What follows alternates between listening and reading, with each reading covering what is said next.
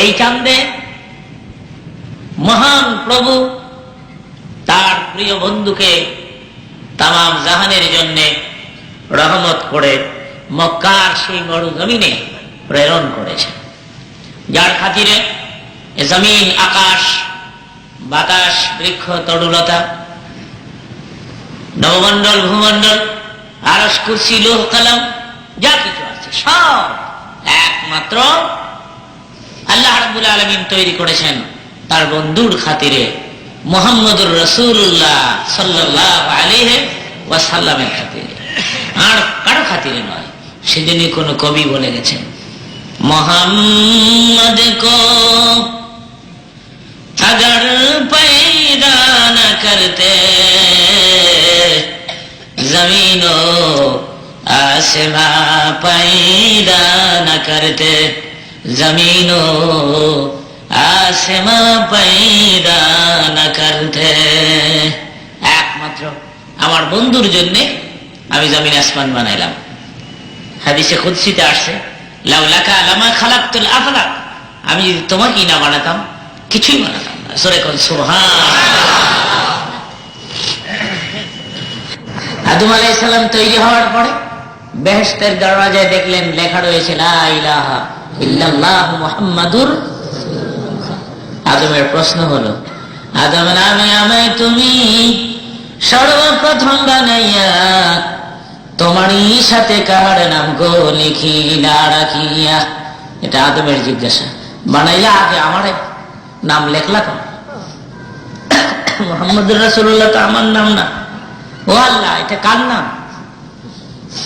আল্লাহ জবাব দেন, বন্ধু আমার মুহাম্মদ আমার সাথে জড়িত, যাহার সৃষ্টি না হইলে, যাহার সৃষ্টি না হইলে আসমান জমিন না হইত। এটা আদম, এটা আমার ওই হাবিবের নাম লিখেছি, যে হাবিবের নাম না লিখলে আমি তোড়েও বানাইতাম। এই হাবিবের খাতিরেই তো তোড়েও বানাইছি।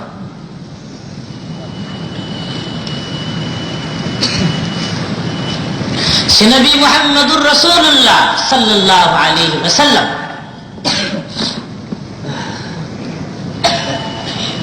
আদম আলাইহিস সালামের কপালে যেদিন নূরে মুহাম্মদী চমকাচ্ছিল, ঝলক দিচ্ছিল, আলো প্রদান করছিল, ওই দিন আল্লাহ রাব্বুল আলামিন ফেরেশতাদের ডেকে বললেন, হে ফেরেশতারা, উসজুদু লি আদম, আদমকে সেজদা করো, আদমের সামনে মাথা নত করো, স্বীকার করো তোমাদের চেয়েও আদমের ইজ্জত কদর আমার কাছে অনেক বেশি। ফেরেশতারা মাথা নত করে দিল, স্বীকারোক্তি পেশ করলো, আদমের মর্যাদা আমাদের চেয়েও খোদার কাছে অনেক বেশি। আল্লাহর মনোনীত আশরাফুল মাখলুকাত, আল্লাহর সৃষ্টিজীবের ভিতরে আল্লাহ আমাদের সম্মানিত মেহমান করে আখ্যায়িত করেছেন। জোরে কোন সুবহানাল্লাহ। লাকাদ কাররামনা বনি আদম, বনি আদম আমার সম্মানিত মেহমান। সম্মানিত মেহমান যদি আপনাদের বাড়িতে আসে, তাহলে কোনো কিছু খাদ্যবস্তু তার কাছে নিলে ঢাইকা নিয়ে যান, ঢাকনি দিয়া, না ভুল কইলাম? খুব দামি মেহমান, সম্মানিত মেহমান, ঢাকনি দিয়ে ঢাইকা নিয়ে যান। দুধ নিয়ে যান, ঢাইকা নিয়ে যান। তরকারি নিয়ে যান, ঢাইকা নিয়ে যান। ভাত নিয়ে যান, ঢাইকা নিয়ে, যেহেতু সম্মানিত মেয়ে। আবার আল্লাহ বলেন, বান্দারে আমার সম্মানিত মেহমান তোরা, সেজন্য যতখানা তোদের কাছে পার্সেল করলাম, ঢাকনি দিয়ে দিলাম, কাবার করে দিয়ে দিলাম, আম দিলাম কাবার করে, কলা দিলাম কাবার করে, না উইদাউট কাবার আসছে? কলার দুধে কাবার আছে। আম দিলাম কাবার করে, কলা দিলাম কাবার করে, কাঁঠাল দিলাম কাবার করে, গোলালু দিলাম কাবার করে, গম দিলাম কাবার করে। বন্দারে এমন কোনো জিনিস নাই আমি কাবার ছাড়া, ডাকনি ছাড়া তোদের সামনে হাজির করে দিয়েছি। আর কাবার করে জন্য দিয়েছি, যেহেতু তোরা আমি মাবুদের সম্মানিত, আমি আল্লাহর সম্মানিত মেহমান, তোরা করে কোন সুবহানাল্লাহ।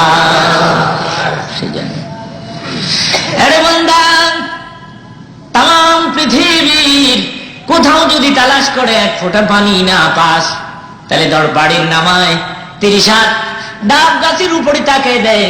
আমি মাবুদ কাবার করে, ওই কাবার করে শরবতেরই ব্যবস্থা করে রেখে দিয়েছি। তরবারির নামার 30 হাত উপরে ডাব গাছের উপরে আমি কাবার করে তোদের জন্য শরবতের ব্যবস্থা করে রেখে দিয়েছি।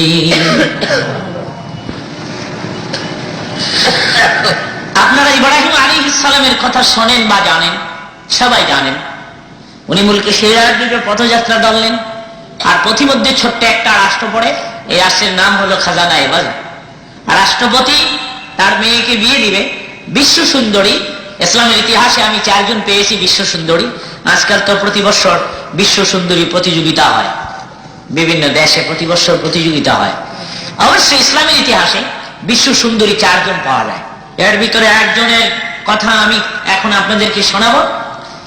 উনি খাজানায়ে বাজার রাষ্ট্রের রাষ্ট্রপতির মেয়ে, বিশ্ব সুন্দরী 4 জনের ভিতরে একজন। বাদশা এলান করে দিল, আমার এই মেয়েকে ওই ছেলে বিয়ে করতে পারবে যে ছেলেকে আমার মেয়ে চয়েস করবে। আমার মেয়ে যে ছেলেকে পছন্দ করবে তার কাছেই আমার মেয়ে বিয়ে হবে। এবার ছেলে চয়েসের পালা শুরু হয়ে গেল। মেয়ে দেখবে ছেলে, চয়েস করবে ছেলে। তো অর্ডার হলো বাদশার প্রতিদিন প্রতি সপ্তাহে 40 জন করে, মতান্তরে 100 জন করে ছেলেরা আসবে আমার বাড়িতে আসবে। তারা আসলে আমার মেয়ে এক একজন করে দেখবে, চয়েস করবে। যে ছেলেকে দেখে আমার মেয়ে বলবে এই ছেলেই পছন্দ হয়, ওর তার সাথে আমার মেয়ের বিয়ে হয়ে যাবে। বিশ্ব সুন্দরীর স্বামী হওয়ার জন্য কার শখ নাই? কোন প্রত্যেকেরই তো শখ আছে। তো প্রথম সপ্তাহে এলাকার বড় বড় জমিদারদের ছেলে বেড়েরা 40 জন গিয়ে বিশ্ব সুন্দরীর বাড়িতে, বাদশার বাড়িতে কাতার ধরে দাঁড়িয়েছে, সব বন্দী হয়ে দাঁড়িয়েছে। আর বিশ্ব সুন্দরী রাজকীয় মুকুট মাথায় লাগিয়ে বের হয়ে আসছে। 1 2 3 4 5 6 7 8 করে 39 40 পর্যন্ত গোনার পরে মেয়ে বলল, একজনও আমার পছন্দ হয় নাই, নো লাইক, গেট আউট, যাও। ছেলেরা চলে গেল, আমাদের একজনকেও পছন্দ করলো না বিশ্ব সুন্দরী। এটা বুঝতে হবে কেমন মেয়েটা ওই তবকার মেয়ে, যে তবকার মেয়ে জমিদারের ছেলেদের নো লাইক কইলে মানায়। এটা ওই তবকার মেয়ে। ইসলামের ইতিহাসে যাকে বিশ্ব সুন্দরী বলে আখ্যায়িত করা হয়েছে, নো লাইক কইলে মানায়। আন্তাজ আমার মুখটা একটা কইলে তো আর মানাইতো না। আমি 6 ওজনের মানুষ, দেশেরা কথা কইয়া হইয়া থাকুন, মৌ ছাড়া এটা কিছু না। আমার যেরকম ওজন, আমার কথাগুলি তাদেরও আমার মুখ থেকে বের হতে হবে, তাহলে সমাজে গ্রহণযোগ্য হবে। আমি যে আদেরই একটা কইয়ে দিই, আমি যদি এখানে বলে দিই কালকে একটা লোক বের হলে সরাসরি গুলি করা হবে, চলবই না? চলবে? এটা প্রেসিডেন্ট বলতে পারে, এটা প্রেসিডেন্ট পাওয়ারফুল। এ যদি বলে যে একটা লোক বের হলে সরাসরি গুলি করা হবে, তাইলে আমরা ভয় পাবো, ঠিকই বুঝি গুলি খাইয়ে নি মরি আবার। কিন্তু আমি কইলে এটা আমারটা মানানসে। আমি যদি বলি 1 ওয়াক্ত নামাজ ছেড়ে দিলে জাহান্নামে যেতে হবে, তাহলে এটা গ্রহণযোগ্য, এটা আপনারা মানবেন। মোল্লা যুক্তিবাদীর কথা রাইট। কিন্তু প্রেসিডেন্ট যদি 1 ওয়াক্ত নামাজটা বলে জাহান্নামে যেতে হবে, প্রেসিডেন্ট সাহেব আপনি বলেননি। সুতরাং আল্লাহ এক একজনকে এক এক তবকা দিয়ে, এক একজনকে এক এক মালাকা দিয়ে, স্টেজ দিয়ে তৈরি করেছে। তো মেয়েটাতে বলতেছে নো লাইক, গেট আউট, এটা এর মুখে মানায়। জমিদারের ছেলে পেয়েরা চলে গেল। এবার দ্বিতীয় সপ্তাহে আসলো প্রেসিডেন্ট, আপনার ওই মন্ত্রীবর্গ, মিনিস্টারদের পোলা পায় না এসে। আরে বাবা, হাইকোর্ট মাইকোর্ট লাগাই আইছে, পোশাক টোশাক লাগাই আইছে, চুলমুল কাইটা মুইটা ইস্তারি কইরা, সীতা কিতা কাইটা রং বিরঙ্গের, কেউ কোকড়া সীতা, কেউ মোকরা সীতা, কেউ সিধা সীতা, এরকম কইরা টেরা আইছে। চয়েস তৈরি মতো খালি আনতাজে খালি রং বিরঙ্গের জামা কাপড় লাগাই আইছে। আইতে পরে বিশ্ব সুন্দরী রাজকীয় মুকুট লাগায় বের হয়ে আস। 1 2 3 4 5 6 39 40, গেট আউট, নো লাইক, একজন আমার পছন্দ। মন্ত্রী মিনিস্টারের ছেলেরা কয় ব্যাপার কি, খালি দিয়ে নো লাইক কয়ে দেয়, পছন্দ করলে কি ব্যাপার কি? আমার তো আর কম সুন্দর না, মোটা তাজা তো আর কমই নেই, ব্যাপার কি? চয়েস করে নাকি? এবার থার্ড চান্সে আসলো প্রেসিডেন্টের পোলাপাইন, বাদশাদের ছেলে পেয়ে, হাতির পিষ্টে চড়ে, মোড়া হাতির পিষ্টে চড়ে এই গইরে আইতেছে। আর এক একটা মাথায় রাজকীয় মুকুট ধা করতেছে, আসতেছে। এবং এদের ইচ্ছা হলো আজকে আমাদের মাঝখান থেকে একজনকে বিশ্ব সুন্দরীর চয়েস করতেই হবে। যদি করে তো বিয়ে হয়ে যাবে, আর যদি আজকে চয়েস না করে তাহলে জিন্দিগিতে এই বেডির বিয়ে হইতো না। কারণ আর কোত্থেকে মানুষ আসবে, আর এর চেয়ে দামি মানুষ কোত্থেকে আসবে। 40 জন কাতার ধরে দাঁড়াইছে। এবার ওই পথ দিয়ে ইব্রাহিম আলাইহিস সালাম হেঁটে যান। ইব্রাহিম আলাইহিস সালাম পাশে দাঁড়িয়ে বললেন, কি ব্যাপার ভাই, আপনারা এই পজিশনে দাঁড়িয়ে আছেন কাতার ধরে? কি ব্যাপার, কি কিসের কাতার এটা? একজনে কয় এটা বিয়ার কাতার। বিয়ার কাতার কি? আমরা দাঁড়াইছি কাতার ধরে, বিশ্ব সুন্দরী বের হয়ে আসবে, একজনকে চয়েস করবে, তার সঙ্গে তার বিয়ে হবে। একথা শুনে ইব্রাহিম আলাইহিস সালামের কিছুটা লোভ হইছে আর কি।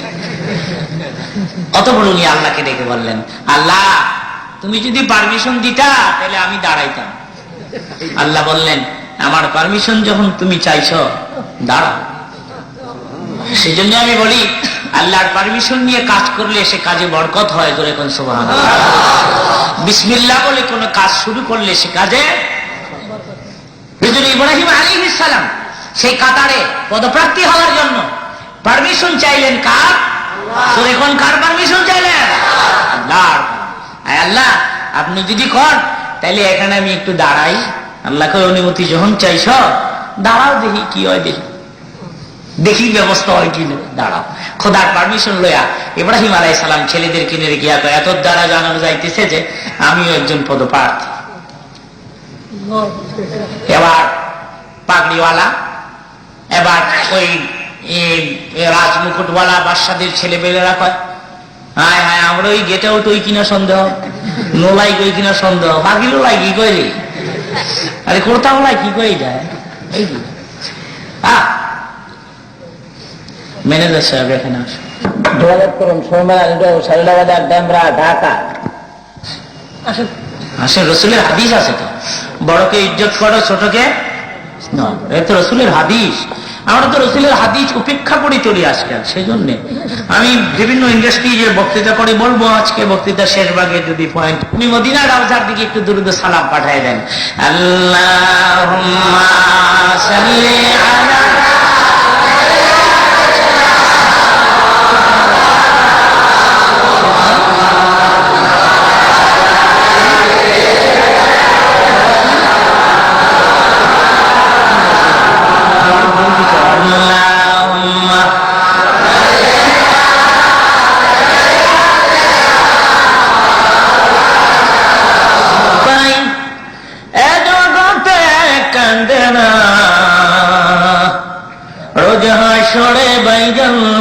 তারা নবীর দেখা পাবে না।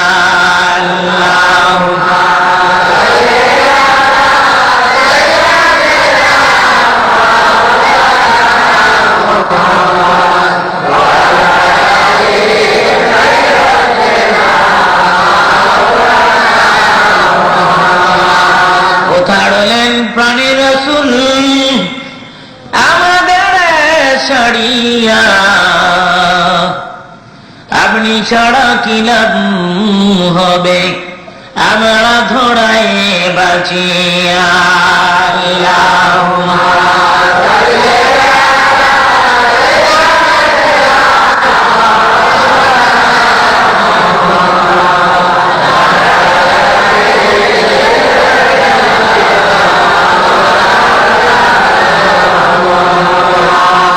বন্ধুগণ, তো ছেলেরা দেখে বলছে আমরা এই গেট আউট হই কিনা সন্দেহ, নোলাইক হই কিনা সন্দেহ, পাগড়িওয়ালা লম্বা কোর্তাওয়ালা এটি কি করে দেওয়াগের বাইরে। দুঃখের সাথে না বলে পারি না, এদেশে কিছু সংখ্যক লোক আছে লম্বা কোর্তা আর পাগড়িওয়ালাদের দেখলে তিরস্কার ঠাট্টা করে। আমরা নাকি কাপড়ের দাম বাড়াইছি, মৌলবীরা কাপড়ের দাম বাড়াইছে। আমার বক্তৃতা আমি বলি, আমরা না হয় কাপড়ের দাম বাড়াইলাম, কাঁচা মরিচের দাম বাড়াইলো কেন? এটা তো আর আমরা বেশি খাই না, আপনারা কম খান না। আমার বুঝে আসে না, আমার দেমাগে। মদিনা শরীফে মক্কা শরীফে দেখলাম স্কুল ছুটি হয়ে যায়, ছেলেরা বের হয়ে যায়, প্রত্যেকটা ছেলের গায়ে লম্বা জামা, মাথায় রুমাল, মনে হয় রহমতের ফেরেশতা গুলি বের।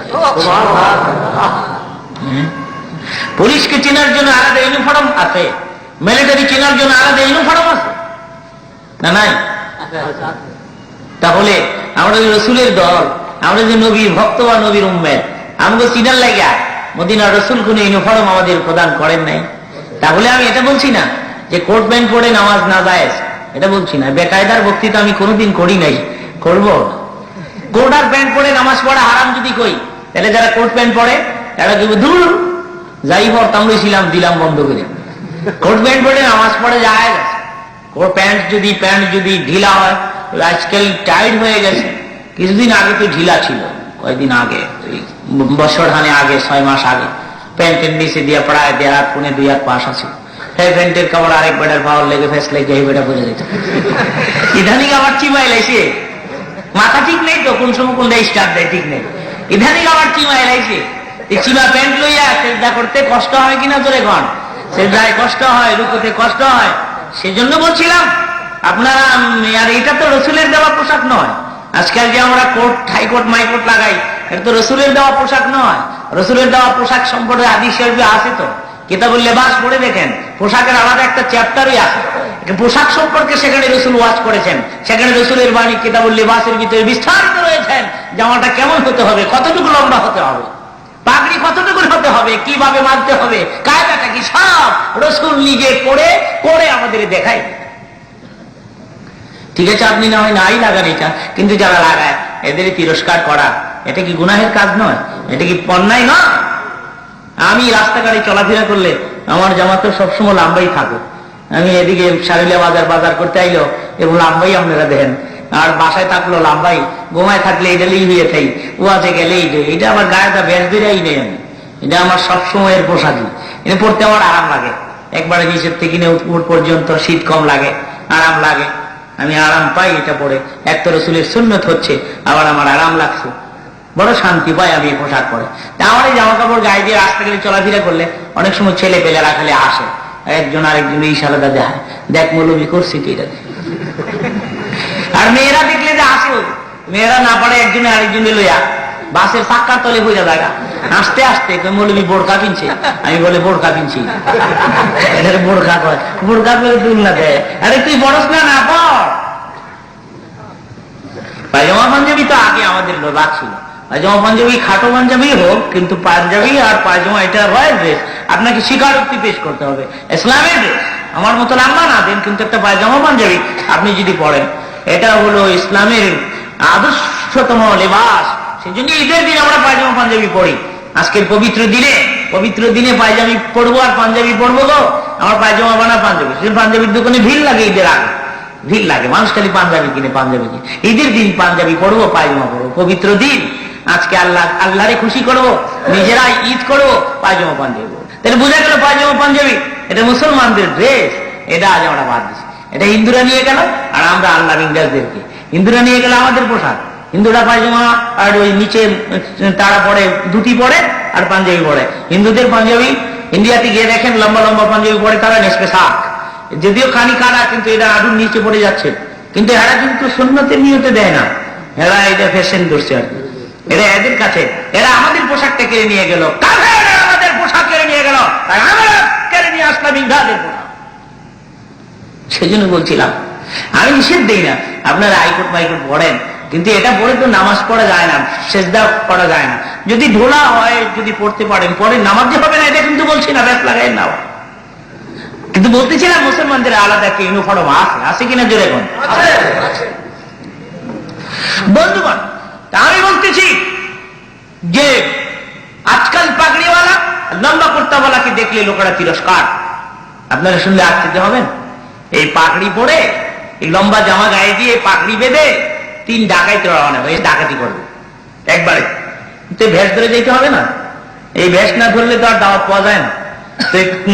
পাগড়িও বানছে, লম্বা জামাও লাগাইছে, তসবির সারা হাতে লিয়ে সুবহানাল্লাহ জপতে গিয়ে বসছে বাড়ি। বাড়িওয়ালার মেয়ের পেটের ব্যথা ছিল, ভীষণ ব্যথা, কত মেডিসিন দিয়েছে, কত ওষুধ দিয়েছে, কিছুতেই ভালো হয় না।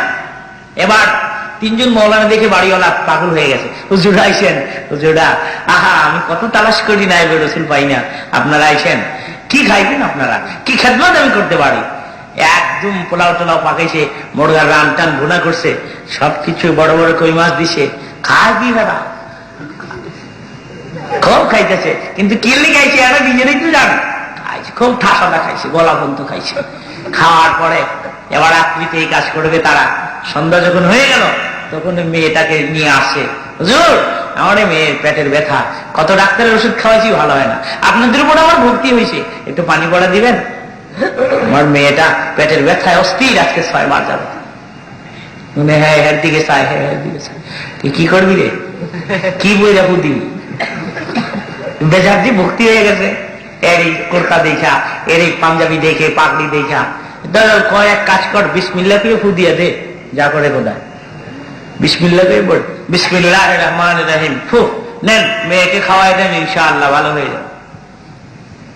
এর তো ভক্তি হয়ে গেছে। ভক্তি তো মুক্তি, এটা একটা কথা। যার প্রতি যার বেশি ভক্তি তার কথা শুনতে ভালো লাগে। আর যদি অভক্তি হয়ে যায়, যত রঙের কথাই কয়, হ্যাঁ কয় আমার জিত লাগে নাই, হ্যাঁ আমার ভক্তিই নাই। আর যার উপরে ভক্তি হয়, এর কথা যদি কম দামি হয়, আরে বাবা যে দামি কথা কইছো, দুটো অবস্থা। ভক্তিতে মুক্তি, এটা নিয়ে বিদেশ থেকে মাওলানা আমাদের দেশে আসে, বিদেশ থেকে পীর সাহেব আসে, আমরা পীর সাহেবের কাছে পানি না, হুজুর ফু দিয়ে দেন। বিদেশে চাইছে, আরে বাবা রে বাবা, সোজা মোজাও ফি, মোড়া কি ফি, গলা হুইলা গেছে, হুজুর ফু দিয়ে দেন, আর হুজুরকে ফো নিয়ে যাও, বাস এবার ফু দিয়ে দিলেন, মাইয়া দিনে খাওয়াইলেন, মাইয়া ভালো হয়ে গেল।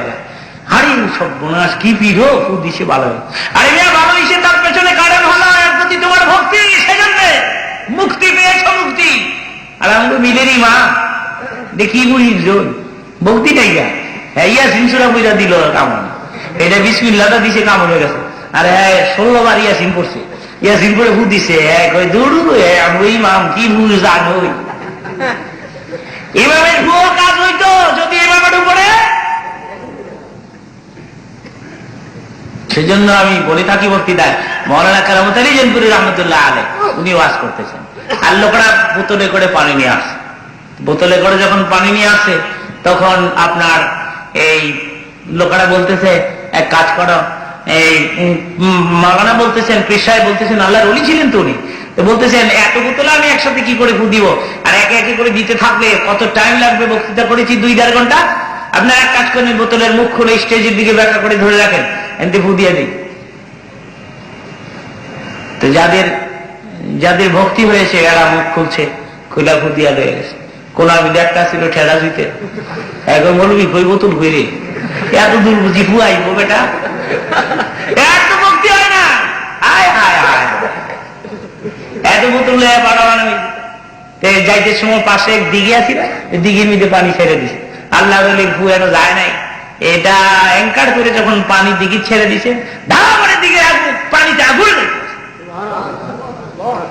আগুন দিয়ে যায়, দৌড়ো জ্বালাইলি গছ কামারে, পাবলিক করে নিয়ে দৌড়াও কি লেগা, পানিতে আগুন লাগছে, মহায় কয় কি রে, আরে আগুন লাগলে পানি দিয়ে নিভায়, নিভাই পানি লাগছে, বিশ্বাস না হইলে সামনে বাইরে দাও। পরে আল্লাহ অলির কাছে খবর আসলো, অলি আল্লাহ বলল আমার পানিতে ভক্তি করেছে, ভক্তি হয় নাই, সেজন্য তার এই অবস্থা হয়েছে, আর একটু পানি পড়া নিয়ে দিঘিতে ছেড়ে দিলে সঙ্গে সঙ্গে আগুন বন্ধ। ভক্তিতে মুক্তি, ভক্তিতে মুক্তি হয় এটা আমরা জানি, কিন্তু আমাদের যে ভক্তি নাই, আমার তা মুক্তি পাই কেমন করে? বারবার আমি আপনাদের খেদমতে বলতেছিলাম, কি বলতেছিলাম, ইব্রাহিম আলাইহিস সালাম। তো আমরা তো তিরস্কার করি, আমরা তো ঠাট্টা করি, এই পাগড়িওয়ালা আর লম্বা কুর্তাওয়ালা দেখলে ঠাট্টা করি। তো বেচারের উপরে ভক্তি হয়ে গেছে, ওই ডাকাতের উপরে, 3 জন ডাকাতের উপরে যখন ভক্তি হয়ে গেছে, তখন ফু দিয়ে দিছে, আর ফু দেওয়ার সাথে সাথে ওই পানি নিয়ে খাওয়াইছে, ওর মেয়ের পেটের ব্যথা ভালো হয়ে গেছে। আর মেয়ের জন পেটের ব্যথা ভালো হয়েছে, ওন বাড়িওয়ালা কি করবো নেবো, হায় হায় রে, কি অলি আল্লাহ রে, আরে কত বড় অলি রে আমার বাড়িতে এসে দৌড়াইছে, হুজুর আল্লাহ অলি আল্লাহ বানাইছে, কত ওষুধ খাওয়াইছি, মেয়ের পেটের ব্যথা ভালো হয় না, আর আপনারা কত বড় অলি, কি চান, আমি কি দিব আপনাদের, কেমনি খুঁজিব?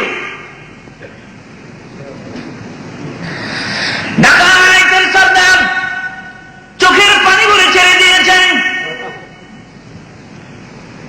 সাথী 2 জনকে ডেকে বলেন, জিন্দিগো ডাকাতি করলাম, মানুষের টাকা পয়সা লুণ্ঠন করে আনলাম, এগুলি খাওয়ার পরে ব্লাড অপবিত্র করলাম, রক্ত নাপাক করলাম, আজকে কোন কারণে আল্লাহ রাব্বুল আলামিন আলামিন আমাদের দোয়া মঞ্জুর করেছে তা জানি না। ডাকাত চোখের পানিগুলি ছেড়ে দিয়ে তওবা করে, আয় আল্লাহ, তুমি যখন এত কদর দিয়েছো, তুমি যখন এত ইজ্জত দিয়েছো, তওবা করলাম জিন্দেগিতে আর কোনোদিন ডাকাতি করব না। এই জামা আর পাগড়ি গায়ে দিয়া লাগাইয়া ফু দিছে আর দোয়া করছে, এ দৃশ্য আল্লাহ সইতে পারেন নাই। আল্লাহ ভাবছে আমার আলিমই দোয়া করতেছে, আল্লাহ ভাবছেন নায়েবে রাসূল দোয়া করতেছেন পাগড়ির খাতিরে, জামার খাতিরে, এদের দেখাত আল্লাহ মঞ্জুর করলেন। জোরে কোন সুবহানাল্লাহ। সুতরাং তিরস্কার করবেন না, পাগড়িওয়ালাকে, লম্বা কুর্তাওয়ালাকে তিরস্কার করবেন। আজকাল তো আমাদেরকে থার্ড ক্লাসের প্যাসেঞ্জার মনে করে। আমার একটা বদনাম আছে বাংলাদেশে, মনোযুক্তিবাদীকে আনতে হলে গাড়ি দিয়ে আনতে হয়, বিমানের টিকিট দিতে হয়, ট্রেনে রিজার্ভেশন দিতে হয়। অনেকে সমালোচনা করে, কিও হুজুর সাল্লাল্লাহু আলাইহি ওয়াসাল্লাম ইসলামের লেগে এত কষ্ট করছে, উনি এত আরাম করে কি লেগে, কি পাইছো? বলে কি পাইছি, এরকম শুনি নাকি কিছু কিছু রাস্তাঘাটে সমালোচনা করে, শুনি আর কানে আসে না। হ্যাঁ, হুজুর সাল্লাল্লাহু আলাইহি ওয়াসাল্লাম দ্বীনের লেগে কত কষ্ট করছে, আর ওনাকে গাড়িতে আনতে হবে, পৌঁছাই দিতে হবে, ফলনা ধলনা, হুজুর কত কষ্ট। এই সমস্ত প্রশ্ন যারা করে এগুলি জাহেল, এগুলি মূর্খ, এরা কিচ্ছু বুঝে না। জ্ঞানী লোক কোনোদিনই প্রশ্ন করবে যে দেখো যারা জ্ঞানী করে। আচ্ছা, আপনারা আমার প্রশ্নের জবাব দেন। হুজুর যদি এখন থাকতেন এই দেশে, মনে করেন বা পৃথিবীতে আসেন, মক্কাতে আসেন, মদিনা শরীফে আসেন, আর আমরা যদি হুজুরকে দাওয়াত দিয়ে আনতাম আমাদের দেশে, তো কি দিয়ে আনতাম? একটা বিমান। কোন বিমান? স্পেশাল। আমাদের দেশে সবচেয়ে বড় বিমান দিত। সৌদিতে স্পেশাল আরেকটা বিমান সৌদি গভর্নমেন্ট রেখে দিত হুজুরের জন্য, এটা দিয়ে হুজুর চলবে। হুজুরের বিশিষ্ট 4 জন সাহাবী ছাড়া বিমানে আর কেউ। হুজুর আমাদের বিমানবন্দরে নামতেন, সেখান থেকে হুজুরকে কেমনে আনতাম? আমরা কাঁধে করে আনতাম, এমন গাড়িতে বসাইতাম যে গাড়িতে প্রেসিডেন্টও বলার সাহস পায় না। বাঙালি রিক্সাটা খালি দেখাইতেন, মাইরালাম। আমার তো বুঝে আসে না এই সমস্ত কথা বলেন কেন আপনারা? হুজুর থাকলে যদি এত কথা করতে পারতেন, তাইলে নায়েবে রাসূল উলামায়ে কেরাম উত্তরাধিকারী সূত্রে সরকারি তো আলেমের কদর যে কামড়ে দিতেন, উত্তরাধিকারী সূত্রে সেই ইজ্জত আলেম পাবে। আর আজকে আমরা আলিম ওলামা একটু আরাম করুক, আলিম ওলামা একটু সুখ করুক, এটা আমরা সইতে পারি না। তেলে বাগুনে জইলা মরি আমরা। মৌলবীরা কি লিগে শুকিয়ে মৌলবীরা না খেয়ে মরে যেতে পারে না। আমাদের থার্ড ক্লাসের প্যাসেঞ্জার মনে করেন। আরে এই তো ব্রাহ্মণবাড়িয়াতে বক্তৃতা ছিল এক সেমিনার আমার, তো পার্টি আমাকে ফার্স্ট ক্লাসে টিকিট দিয়ে গেছে। কমলাপুর গেলাম আমি। কমলাপুর গিয়ে ফার্স্ট ক্লাস কম্পার্টমেন্টে উঠে আমি একটা সিট তালাশ করতেছি, এমন সময় 5-7টা যুবক ছেলে, বড় বড় মশলা, চুল গিয়া কই ফ্যাস লাগিয়ে রয়েছে, কই তার এই এক ডঙ্গের আর দেখলই ডর করে, আমার ডর করে। যারা আমার কয় মৌলী সাহেব, মৌলবী সাহেব না, মৌলী সাহেব, মৌলী সাহেব কি তালাশ করেন? আমি কি থার্ড ক্লাস কোনটাও? কয় মৌলী সাহেব থার্ড ক্লাস আর ফার্স্ট ক্লাসও চিনেন না, আর 3 নম্বর দাগ আর 1 নম্বর দাগও চিনেন না। এটা ফার্স্ট ক্লাস মৌলী সাহেব, ফার্স্ট ক্লাস, থার্ড ক্লাস এদিকে। টিকিটটা বার করলাম, দেখেন তো টিকিটটা, দেখেন তো। ওখানে কয় হুজুর টিকিট দিয়ে, হুজুর কয় হুজুর টিকিট দিয়ে ফার্স্ট ক্লাস হোক। আমাকে কেমনি কমু, আমারই মাথা খারাপ হয়েছে না, তবে স্ক্রু ঢিলা হয়েছে, আমি কেমন চিন্তা করেছেন? আমাদেরকে আজকাল সমাজের কিছু সংখ্যক লোকেরা থার্ড ক্লাসের প্যাসেঞ্জার মনে করে।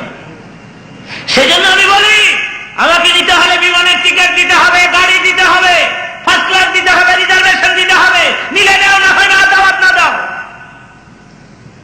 কেন বলি? খোদার কসম, জানি না এটা আমার জিন্দেগির শেষ বক্তৃতা কিনা, হয়তো ভাই মারাও যেতে পারি আজকে। খোদার কসম, এই মাহফিল সাক্ষী রইল। আমি বলি, কেন বলি জানেন? শুধু এই জন্য বলি যে যারা আমাদেরকে থার্ড ক্লাসের প্যাসেঞ্জার মনে করে, এরা দেখুক যে মাওলানারা বিমান থেকে নামতেছে, এরা দেখুক মাওলানা গাড়ির থেকে নামতেছে, এরা দেখুক এরা ফার্স্ট ক্লাস থেকে নামতেছে, এরা দেখুক এরা রিজার্ভেশন থেকে নামতেছে।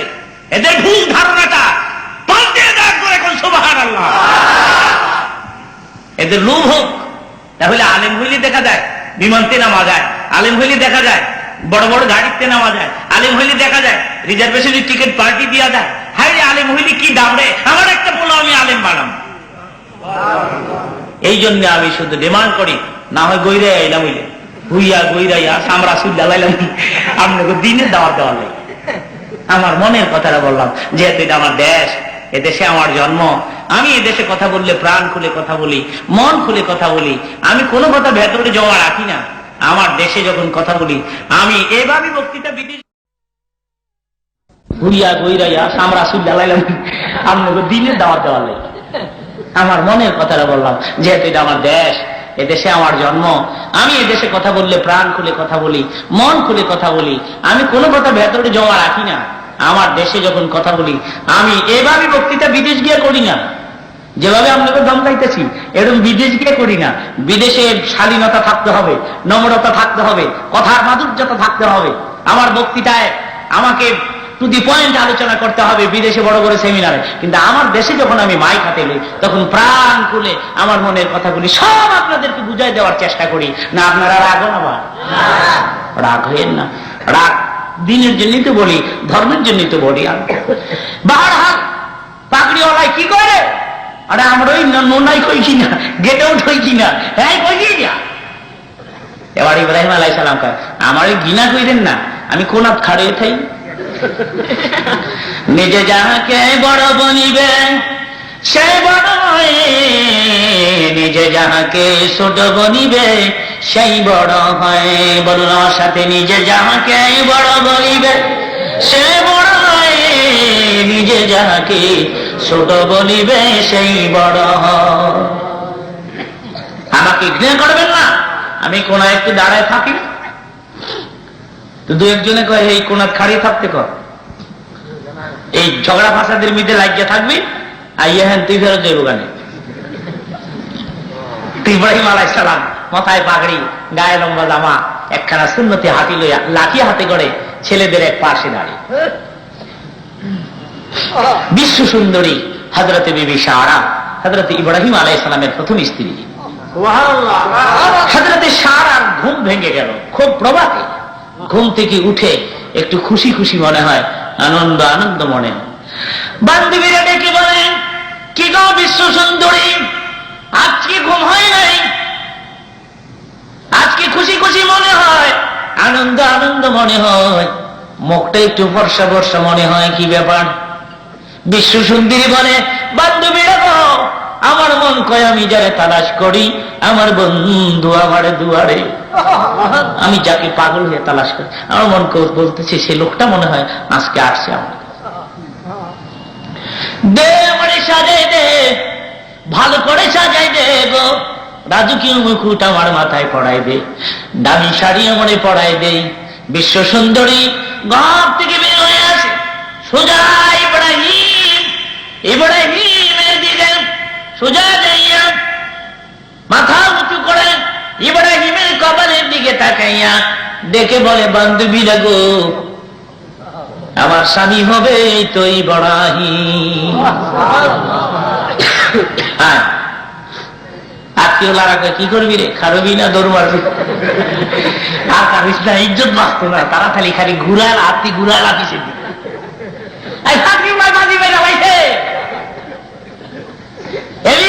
আমাদের ময়দানে দেখবা এমনি ভাবে ফাঁকরিওয়ালা বাজি মেয়েরা তোমাকে আগে বেহেশতে গিয়ে বয়ে দিছে। এখন সুবহানাল্লাহ। এবার আমি বলতে চাই, লম্বা ইতিহাস আপনাদের সামনে পেশ করার পেছনে একটা কথাই বুঝাবার উদ্দেশ্য ছিল আমার। হযরতে সারা বিশ্ব সুন্দরী ইব্রাহিম আলাইহিস সালামের কপালের দিকে কিছুক্ষণ তাকিয়ে বললেন, এটাই আমার স্বামী হবে, এই লোকটাকে, এই যুবকটাকে আমি ভালোবাসি। কি দেখলো কপালে? এ কপালে ইব্রাহিম আলাইহিস সালামের চেহারার ক্রেডিট নয়, এ কপালে চমকাচ্ছিল মুহাম্মদুর রাসূলুল্লাহ সাল্লাল্লাহু আলাইহি সাল্লামের নূর। সেজন্য হযরতে সারা তার কদর দিয়েছে, এই এতগুলি ছেলের উপরে তার প্রাধান্য দিয়েছে। সেজন্য তাই বলছিলাম, নূরে মুহাম্মাদি যাদের কপাল হয়ে ক্রমাগত বে বে বে বে আসে, এদের সম্মান কওমের লোকেরা করতো, এলাকার লোকেরা করতো। এই নূর আস্তে আস্তে আব্দুল্লাহর কপালে যখন চলে আসলো, আব্দুল্লাহর অবস্থা কি হলো জানেন? কত মেয়েরা যে প্রস্তাব দিতে লাগলো আব্দুল্লাহর বেগম হওয়ার লাইগা। হ্যাঁ, কোন কোন কিতাবে আছে আব্দুল্লাহর বিয়ের খবর যেদিন হয়ে যায় মক্কাতে কয়েকটি মেয়ে আত্মহত্যা করছে। আব্দুল্লাহর প্রেম বিচ্ছেদ ঘটে গেল, আব্দুল্লাহকে স্বামী বানাতে পারলাম না, কয়েকজন মেয়ে আত্মহত্যা করছে। কি আব্দুল্লাহ বিয়ে করে ফেলেছে, আত্মহত্যা করলাম তোর এখন সুবহান। আব্দুল্লাহর ক্রেডিট নয়, আব্দুল্লাহর চেহারায় কপালে আব্দুল্লাহর পোলার নূর চমকাচ্ছে। সেজন্য আব্দুল্লাহকে দেখে মেয়েরা পাগল হয়। কিতাব স্পষ্ট রয়েছে, আব্দুল্লাহ শিকার করতে বের হয়েছে। জমিদার নওফলের মেয়ে বড় সুন্দরী, হঠাৎ করে শিকার করতে গেলে আব্দুল্লাহকে দেখে বলে, কি নাম তোমার? আমার নাম আব্দুল্লাহ। আব্দুল্লাহ, আব্দুল্লাহ তুমি কি আমাকে বিয়ে করবে? আমি জমিদার নওফলের মেয়ে। আব্দুল্লাহ বলে, ব্যাপার কি? তুমি জমিদারের মেয়ে হয়ে আমাকে স্বামী বানাতে চাও? ঠিক আছে। আব্দুল্লাহ কিন্তু বিয়ে করে ফেলেছেন হযরত আমেনা, সেজন্য উনি বলেছেন, ঠিক আছে আমি একটু পরামর্শ করব, শুধু সামনে একটু পরামর্শ করবো, অথবা কালকে ঠিক 10টায় তুমি এখানে আমার অপেক্ষা করবে, আমি কিন্তু আসবো, আমার অপেক্ষা করবে। জমিদার মেয়ে কয়ে, ভুল করবে না কিন্তু, আমি কিন্তু 10টার আগে এসে অপেক্ষায় দাঁড়িয়ে থাকবো তোমার। আব্দুল্লাহ বলে, ঠিক আছে আমি যাই। এবার চলে গেছে, বাড়িতে গিয়ে রাত হয়ে গেছে। আমেনার পাশে শুয়ে আছে। আমেনা, জমিদার নওফলের মেয়ে আমাকে স্বামী বানাতে চায়, আমার চেহারা দেখে পাগল হয়ে গেছে। আমি কালকেও কথা দিয়েছি 10টার দিকে আমার বাড়িতে আমি তাকে উঠে নিয়ে আসবো। তুমি কি বলো? আমেনা বলে, আমাকে পাইয়া যদি তুমি সুখী না হয়ে থাকো, ঠিক আছে করো আরেকটা বিয়ে। তো স্বামী স্ত্রীর মাঝে কথার আদান প্রদান হচ্ছে, এরই মাঝে উভয়ের মাঝে কাম্য শক্তির ভার এসে গেছে। ওই রাত্রি আব্দুল্লাহ আমেনার সঙ্গে মিশতেছে। যখন মিশতেছে তখন কমান হলো আল্লাহর পক্ষ থেকে, নূরে মুহাম্মাদি, এ আমার হাবিবের নূর, আব্দুল্লাহর কপাল থেকে আমেনার পেটে চলে যাও। কপাল থেকে নূরের ঝলক বিদায় হয়ে আমেনার পেটে চলে গেল। প্রভাত হয়ে গেলে আমেনাকে সুন্দরী মনে হচ্ছে, আমেনার চেহারা চমকাচ্ছে, আমেনাকে কেমন জানি দেখা যায়, পরীর মতো ভাব ভাব আমেনা, রাসূলের মা। এই অবস্থা আমেনা। আব্দুল্লাহ ভাবছে উনি আগের মতোই বুঝি রয়েছে। এবার পোশাক টোশাক লাগাইয়া, হাতের গোলাপ লাগাইয়া, ঘোড়ার পৃষ্ঠে সুয়ার হয়ে নওফলের মেয়ে জমিদার তাকে নিয়ে আসবে। গা দৌড়ে গিয়ে দেখে বাদশার মেয়ে ঠিক অপেক্ষায় দাঁড়িয়ে, ঘোড়ার থেকে ধা করে নেমে আর অপেক্ষা করতে হবে না, এই তো আমি এসে গেছি। জমিদারের মেয়ে আব্দুল্লাহর চেহারার দিকে তাকিয়ে মুখমণ্ডল মলিন করে মুখটাকে পেছনের দিকে ফিরিয়ে দিয়েছে। আর আব্দুল্লাহ বলে, নওফলের মেয়ে, কালকে না চাও তুমি আমাকে তোমার কোলের বুকে জড়িয়ে নিতে চাও, আর আজকে আমাকে দেখে চেহারাটা মুখমণ্ডল মলিন করে মুখটাকে ফিরিয়ে নিলাম, ব্যাপার কি? নওফলের মেয়ে বলে, রে আব্দুল্লাহ, আমার প্রশ্নের জবাব দাও, তুমি বিয়ে করেছ? হ্যাঁ। গেল রজনীতে তুমি তোমার বেগমের সঙ্গে ছিলে? আব্দুল্লাহ বলে, মারেফতের খবর তুমি কি করে নিলা? বলো তুমি ছিলে কিনা? ছিলাম। আব্দুল্লাহ, তুমি জানো আমি জমিদারের মেয়ে হয়ে তোমার মতো আব্দুল্লাহকে স্বামী বানাতে নিজে ইচ্ছা প্রকাশ করেছিলাম, তার পেছনে রহস্য কি তুমি জানো? আব্দুল্লাহ বলে, তা তো জানি না। এটা আব্দুল্লাহ, তোর কপালে যে নূর দেখছিলাম আমি, তোর কপালে যে নূর চমকাচ্ছিল, আমি চাইছিলাম, আমার ইচ্ছা ছিল সেই নূরের মা আমি হোক। সে নূর মা বলে আমাকে ডাকবে, সে নূর আমেনা নিয়ে গেছে। আমি নূরওয়ালা আব্দুল্লাহকে কথা দিয়েছিলাম, আমি আব্দুল্লাহকে কথা দেই না। সে নূরের ঝলক মানুষের কপালে আসলে তার যদি এত কদর হতে পারে, সেই নূরওয়ালা নবীর আদর্শে যদি আমরা আদর্শবান হতে পারি, তাহলে কি আমাদের মূল্য আল্লাহ রাব্বুল আলামিনের দরবারে বৃদ্ধি পাবে না? জোরে কোন আমাদের ইজ্জত কি বাড়বে না? আমরা কি বেহেশত পাবো না? আজকে কই রসুল আর কই আমরা? রসুলের কাছে ছিল মায়া, রসুলের কাছে ছিল মমতা, রসুলের কাছে ছিল দয়া। আমাদের কাছে আছে মারামারি, পিটাপিটি, দলাদলি, ফালাফালি, লাফালাফি, রক্তপাত, খুন খারাপি, এগুলি তো আমাদের কাছে আছে। রসুলের কাছে তো এগুলি ছিল না। রসুলের কাছে ছিল হিংসা। এখন কি ছিল? আর আমাদের কাছে কি আছে? ঈদের দিন আমার ঘরে কালারিং হালুয়া হয়, ঈদের দিন আমার ঘরে পোলাও হয়, ভুনা হয়, খাসির বুনা হয়, মুরগার ভুনা হয়, খাসির বুনা হয়, গরুর গোশতের বুনা হয়। আমার ছেলের জামা আছে ডবল জামা, আমার মেয়ের জামা আছে ডবল জামা, জুতা আছে ডবল। ওই পার্সেল গরিব ছেলেটি বারবার তার পিতার কাছে গিয়ে বলে, আব্বা ঈদের আর 2 দিন বাকি আছে, ঈদের আর 1 দিন বাকি আছে, একটা জামা বানাই দিলা না, আমার লুঙ্গি এনে দিলা না, জুতা এনে দিলা না। ছেলেটা কাঁদবে, বাপ রাগ হয়ে গেছে, কোত্থেকে দিব তোরে জামা বানাইয়া? পয়সা কামাই করি, ভাত জোগাইতে পারি না, অন্ন জোগাইতে পারি না, বস্ত্রের ব্যবস্থা কেমন করে করবো? ধনী রে, তুমি তোমার ছেলের ডবল জামা দিলাম, ডবল জুতা দিলাম, পার্সেল গরিবের খবর তুমি নিলা না। এরে ধনী, তুই তোর কপালে লিখে নাও, রসুলের সঙ্গে কিয়ামতের ময়দানে কোনদিন তোর হাসর হতে পারে না। তোর হাসর রসুলের সঙ্গে হবে না। তোর হাসর রসুলের সঙ্গে হইতো তুই যদি গরিবের খবর নিতি, গরিবের পাশে যাইতি, অনাথ মিসকিনের খবর নিতি, জাকাতের টাকা অঙ্ক করে বের করে পাশের গরিবের হাত পর্যন্ত পৌঁছাই দিতি, তবে তো ধনী রসুলের সঙ্গে তোর হাসর হতো। সুতরাং ধনী ভাইদেরই বলে যাবেন, পাশের গরিবের খবর নয়েন, দুঃখের খবর নয়েন, মিসকিনের খবর নয়েন। ভাঙা বাসন ভালা বাসন হাতে করে আপনার কাছে যদি কিছু চায়, ধমক দিয়ে তাড়িয়ে দিয়েন না, কিছু না কিছু তারা ভাঙা বাসনের ভেতরে দিয়া তাকে খুশি করে দিয়েন। আমার আল্লাহ ওয়াজ করেন,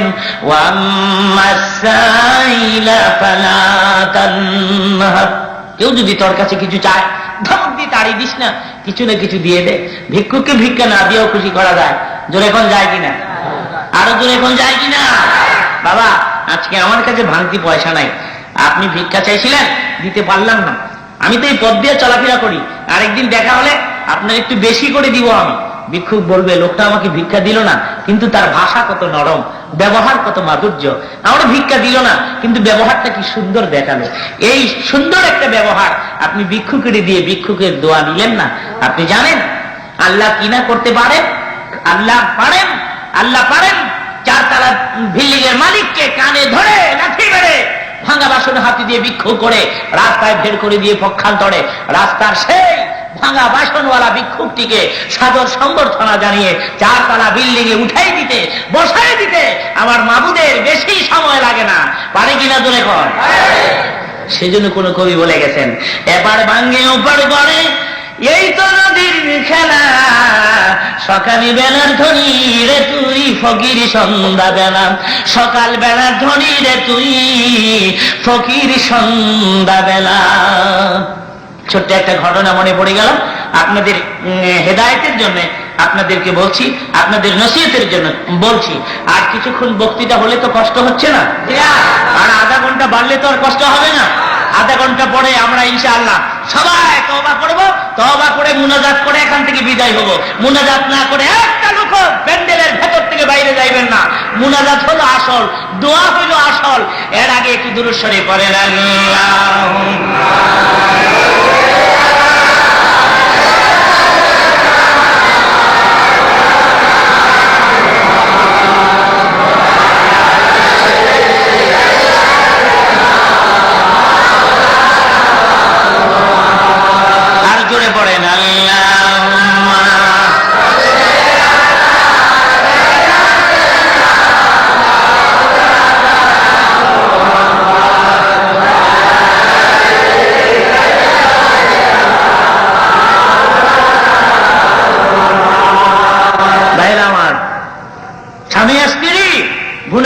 রুটি খায়, ভিক্ষুক জানালার ফাঁকটা দাঁড়ায় কয়, 3 দিন যাবৎ কিছু খাই না, মেহেরবানি করিয়া আমাকে কিছু সাহায্য করুন।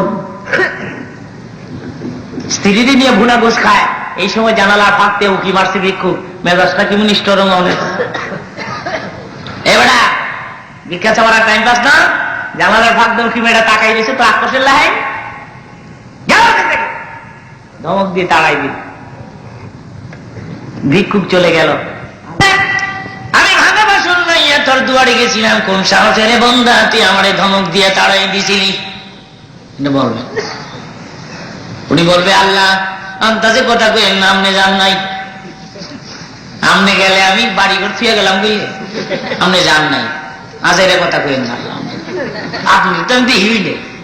হাদিস শরীফে প্রমাণ করেছে আল্লাহর হাবিব, ভিক্ষুকের বাসনে যখন আপনি ভিক্ষা দেন, এই ভিক্ষা প্রথম আমার আল্লাহর হাতে যায়। জোরে কোন সুবহানাল্লাহ। এটা হাদিস শরীফের কথা। ভিক্ষুকের ভিক্ষা প্রথম আল্লাহর হাতে যায়, আল্লাহর হাত হইয়া অত বড় ভিক্ষুকের ভাঙ্গা বাসনে যায়। সেজন্য আল্লাহ বলবেন, আমারে তাড়াই দিছিলি, আমি তোর দরবারে একটা ভাঙ্গা বাসন নিয়ে দাঁড়াইছি, তো তাড়াইছি। আল্লাহ বেজার হয়ে গেছে, এতদিন চাক্কা পাও চলতেছিল, আমার আল্লাহ ভিক্ষুক বেজার করেছে, সেই জন্য আল্লাহ চাক্কাটারে আবার উল্টাই দিলেন। বাও চাক্কার অর্থ হলো 10,000 থেকে 20,000, 20,000 থেকে 50,000, 50,000 থেকে 1 লাখ, এটা হলো চাক্কা ভাও চলতেছে। ফাটকিরা চাক্কা উল্টাই দিছে আল্লাহ, 1 লাখের থেকে 50,000, 50,000 থেকে 5,000, 5,000 থেকে 1,000, 1,000 থেকে 9,000, চাক্কা উল্টাই দিছে আল্লাহ। ইদানিং ঘড়ি হয়ে গেল, মানুষের কাছে ধার চায়, 1 পয়সা কেমন ধার দেয় না তাকে। স্ত্রী দেখে বলে, আমি ধনীর মেয়ে, কত ভুনা গুস্ত রুটি আমার মেয়ে খাইছ, ভিক্ষুক তাড়াই দিয়া তুমি পথের ফকির হইছ, সুতরাং অভাব করা আমার পক্ষে সম্ভব নয়, আমার তালাক দিয়ে দাও। স্বামী কয়, আমিও যখন চলতে পারি না, আর যখন কষ্টই আয়োজন ইচ্ছা করে তালাক চায়, তো জায়গা যা। বাবের বাড়িতে চলে গেল। ইদানিং একটা লোক বিরাট বড় ধনী হয়ে গেছে, ওই ধনী লোকের কাছে ওই মেয়েকে তার বাপ পুনরায় বিয়ে দিয়ে দিল। দ্বিতীয় স্বামী হইয়া বুনে গোস্ত রুটি খায়, দরজার করে হঠাৎ করে হাত মারছে, আমি 3 দিন পর্যন্ত কিছু খাই না। হাক আসলো। এবার স্ত্রী কয়, স্বামী আমার, আমরা প্লেটে যতগুলি রুটি গুস্ত নয়া বসছি, সবগুলো রুটি গুস্ত ভিক্ষুকের দিয়ে দাও। স্বামী বলে, যেগুলি সব তুলে নিয়ে দরজা খুলে দিয়ে আস। এবার স্ত্রী প্লেট ভরা রুটি ভুনা গোস্ত লইয়া দরজা খুলছে, দরজা খুলিয়া ভিক্ষুকের চেহারার দিকে তাকাইয়া চোখের পানিগুলো ছেড়ে দিয়েছে, কান্না মুখে প্লেট হাতে করে ঘরের ভিতরে ফিরে আসছেন। স্বামী দেখে বলেন, কি দুঃখ তোর মনে, কেন গো তুই কান্দোস? খুনিয়া বোন, তুই কেন কান্দোস? স্ত্রীর কান্না বন্ধ হচ্ছে না, কাঁদতেছি শরীরটা থারথার করে। ডেকে বলি, স্বামী গো, হাতে দড়ি, পায়ে পড়ি, আমি ভিক্ষুকের ভিক্ষা দিতে পারলাম না, এই ভিক্ষুককে কিছু না দিয়ে ফিরে দিও না, এটা ভিক্ষুক নয় গো, এটা আমার আগের স্বামী। আল্লাহ কি না করতে পারে। এবার দ্বিতীয় স্বামী প্লেট ভরা রুটি গুস্ত নিয়ে দরজার পড়ে গেছে, দরজার পড়ে যাইয়া ভিক্ষুকের চেহারার দিকে তাকাইয়া দ্বিতীয় স্বামী চোখের পানিগুলি ছেড়ে কাঁদতেছে। স্ত্রী দেখে বলেন, কি দুঃখ তোমার মনে, তুমি কেন কান্দো জানি না। এবার ডেকে বলে, বেগম, ও বেগম, তুমি তোমার এই স্বামী লইয়া জানালা খুলিয়া বোনাগ্রস্ত রুটি খাইতেছিলে, একটা ভিক্ষুক 3 দিন পর্যন্ত খায় না বলে তোমার জানালার কিনারে সাত মারছে, খোদার কসম ওই ভিক্ষুক আমি নিজে ছিলাম। দেখলেন আল্লাহ কি না করতে পারেন। সেজন্যই বলছিলাম, এবার বাঙ্গে উপার গড়ে, এই তো নদীর খেলা, সকাল বেলা ধনী রে তুই ফকির, সন্ধ্যা বেলা সকাল বেলা ধনী রে তুই ফকির, সন্ধ্যা বেলা। সুতরাং গরিবের খবর নিয়েন, দুঃখীর খবর নিয়েন, মিসকিনের খবর নিয়েন, ভাই মিয়া ভাইয়ের খবর নিয়েন, মুসলমান হইয়া মুসলমানের মঙ্গল কামনা করেন, মুসলমান হইয়া মুসলমানের ধ্বংসের কামনা কোনদিন করবেন না। নম্র হবেন, ভদ্র হবেন, খুশ আখলাকের হবেন, খুশ মেজাজের হবেন। আপনার ব্যবহারে এলাকার কেউ যেন জীবনে কোনদিন কষ্ট না পায়। আপনি যেদিন মরিয়াম এতে হইয়াম কবরের যাত্রী হইবেন, এলাকার লোক পাগল হয়ে যাবে, দৌড়ে আসবে প্রাণ খুলে আপনার জানাজার নামাজ পড়ার জন্য আসবে, দৌড়ে আসবে আর বলতে থাকবে, খবর রাখুনি অমুক ছেলেটা বলে মারা গেছে, বড় ভালো ছিল ছেলেটা, জীবনে কোনোদিন মিথ্যা কথা বলে নাই, এ ছেলে আগে আমাদের সালাম দিয়ে দিত, 5 ওয়াক্ত নামাজ পড়তো, সঞ্চনীয় ছেলেটা বলে মারা গেছে, আরে সবাই আমরা তার জানাজা পড়তে যাই। প্রাণ খুলে লোকেরা তোমার জন্য দোয়া করো। এই মিলে যে সমস্ত শ্রমিক ভাইয়েরা কাজ করেন, আমি বলবাম, এক ভাই আরেক ভাইয়ের জন্য জীবন দেন। রাসূলের হাদিস রয়েছে, বড়কে মান্য করো, ছোটকে স্নেহ করো। যারা সিনিয়র অফিসার এদেরকে মান্য করতে হবে, এদের কমান্ড মেনে চলতে হবে। এটা হলো ছোট যারা শ্রমিক, এদের কর্তব্য উপরস্থ অফিসারদের শ্রদ্ধা করতে হবে, শ্রদ্ধা নিবেদন জানাতে হবে, করতে হবে। আর যারা বড় বড় অফিসার এদের দায়িত্ব হলো সাধারণ শ্রমিক, আমার সাধারণ একটা শ্রমিক কোথায় আছে, কি করে চলে, কি করে খায়, তার খবর নেওয়া বড় বড় অফিসারদের দায়িত্ব কিনা জোরে কর। রাসূলের হাদিস। যারা বড় এদের কর্তব্য ছোটকে স্নেহ করা, আর যারা ছোট এদের দায়িত্ব হলো সিনিয়র অফিসার এদেরকে সম্মান করা। এগুলি তো আজ আমাদের কাছে নাই। আমরা তো মুরব্বীদের সামনে দাঁড়ায় বেয়াদবের মতো কথা বলতে শিখছি কিনা বেরোবে, মুরব্বীর সামনে দাঁড়িয়ে। আজকাল স্কুলের ছাত্ররা মাস্টার সামনে দাঁড়িয়ে কয়, মাস্টার সাহেব, হেড মাস্টার, চাই না, বাড়িতে কো, এটা বাড়িতে কো, হোতাইলাম। বেয়াদব হয়ে গেছি আমরা। খায় কেন, দুষ করলো কে, কেন এই কপাল, কেন আমাদের নসিব এত খারাপ হইলো, এত বড় অধপতনের চরিত্র আমাদের কেন আসলো, কি হলো এদেশের কি হলো? একটা বাসের দাম 5 লক্ষ টাকা, একটা বাসের দাম 4 লক্ষ টাকা। ছোট্ট বাচ্চারা বাস জ্বালায় দেয়, মাসুম বাচ্চা যারা ভয়ে বাসের কিনারে দাঁড়াইতে সাহস পায় নাই, এরা আজকে বাসে আগুন জ্বালাইতে যায়।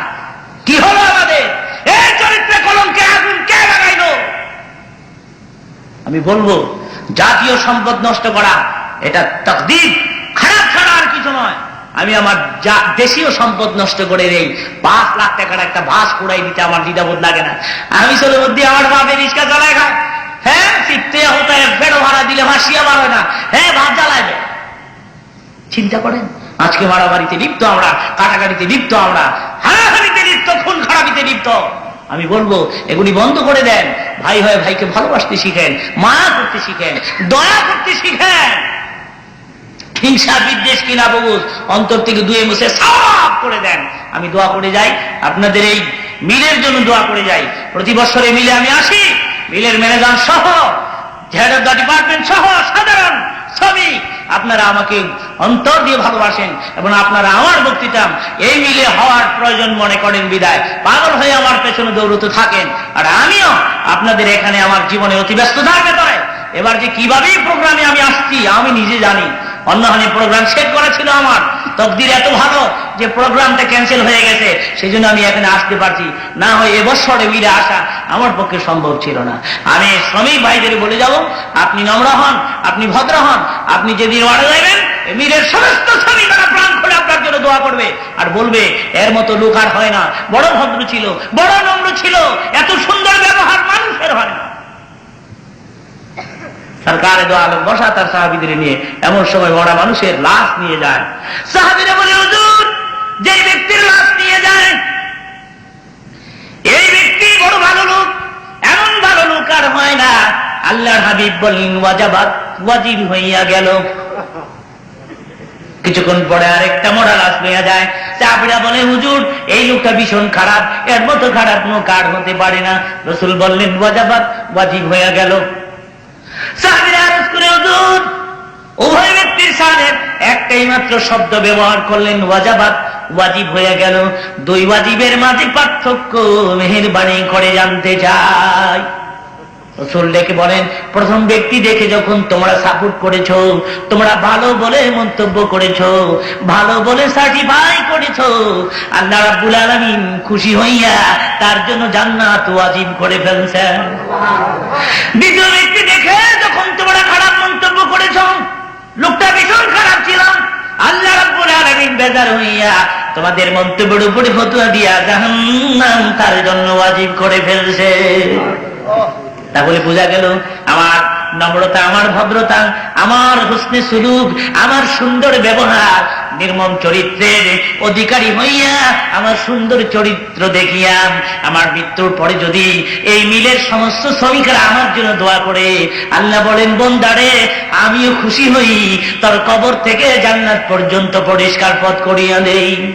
সেজন্য কিন্তু বলি আমি আমার বক্তৃতা অনেক সময়, 10 জন যাহাকে ভালো বলিবে আমার আল্লাহ বলেন আমিও তাহাকে ভালো বলিব, আমিও তাহাকে ভালো বলিব।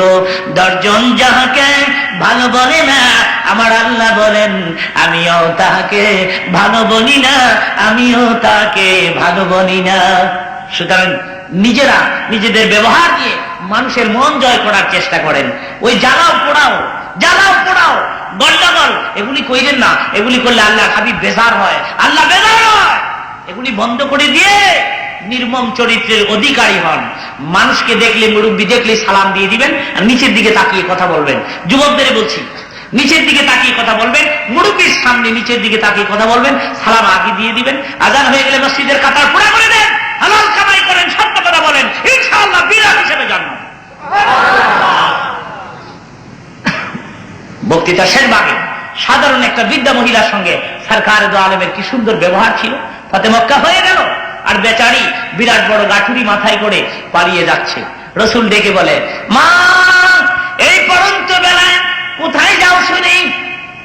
বুড়ি ডেকে বলে আমার মন কয় তুমি এতক্ষণ ঘুমিয়েছিলে, আমার মন কয়ে দেশের অধিবাসী নতুন, তুমি কি খবর রাখো না আব্দুল্লাহর পোলা মোহাম্মদ মক্কা নগর জয় করে ফেলেছে? এই খবর কি তুমি রাখো না? আল্লাহর হাবিব বলেন, মা আব্দুল্লাহ পোড়ারে জিন্দেগিতে কোনোদিন আপনি দেখছেন কিনা? বুড়ি কয়, দেখি নাই। আল্লাহ তার চেহারাটা আমারে না দেখায়।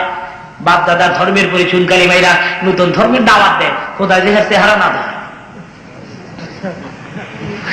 নবী আমার থেকে বলেন, মা এত বড় গাঠুড়ি বহন করতে কষ্ট হয় গো মা, আমার মাথার উপরে তুলে দিলে গন্তব্যস্থলে পৌঁছাই দিতাম।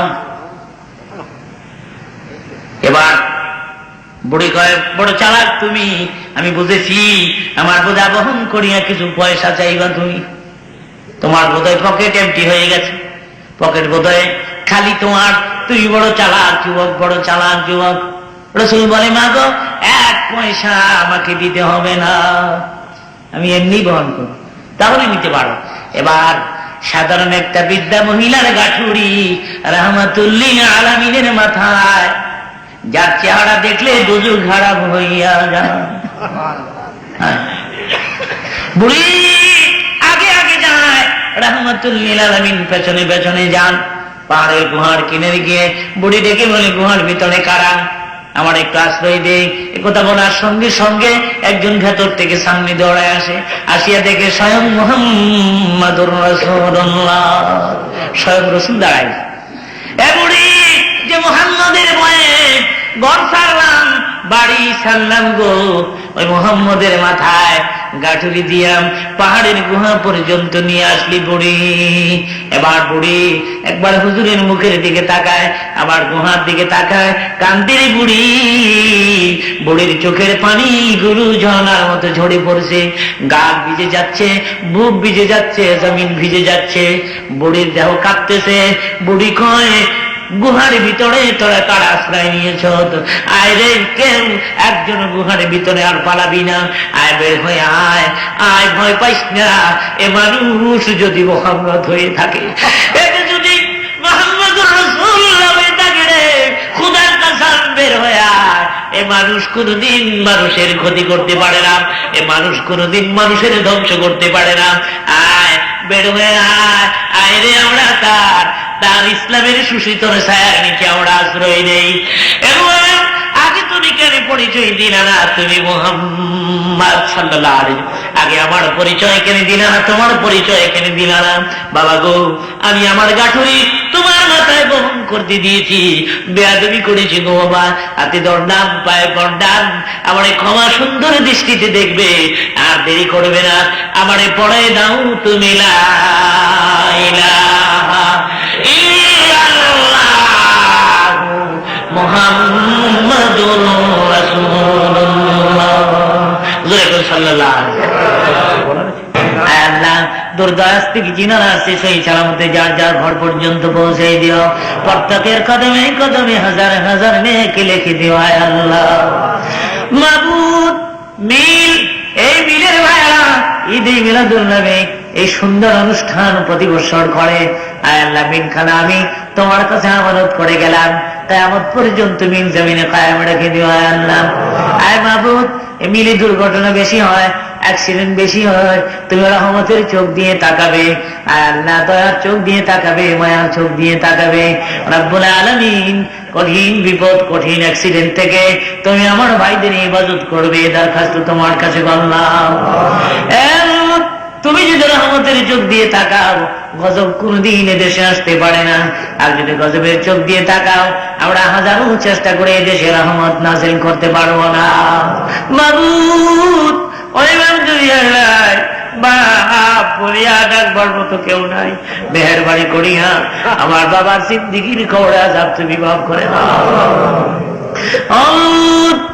যাদের পিতা মাতা গুলি পৃথিবীতে বেঁচে আছেন, হায়াত দারাজ করে দাও, মা বাবার খেদমত করতে পারে তৌফিক দাও। আয় আল্লাহ, হে রব্বুল আলামিন, মাবুদ গো, জানি তুমি দোয়া মঞ্জুর করবা, জানি এ দোয়া তুমি ফেরাই দিবা না, কারণ এখানে মাসুম বাচ্চাগুলি বসে রয়েছে। একটা বাচ্চা মাহফিলের ডিস্টার্ব করলো না, একটা বাচ্চাও কিচিমিচি আওয়াজ করলো না। এই বাচ্চারা কি বুঝে ওয়াজের, কি বুঝে নসিহতের, কিন্তু কই কেউ তো কোনো শব্দ করলো না। এই বাচ্চাগুলি লইয়া হাত তুললাম, মেহেরবানি করিয়া তাদের হাতের বরকতে তুমি আমাদের মাফ করে দাও। রব্বানা তাকাব্বাল মিন্না ইন্নাকা আনতাস সামিউল আলিম وتب علينا يا مولانا إنك أنت التواب الرحيم لا إله إلا الله محمد رسول الله السلام عليكم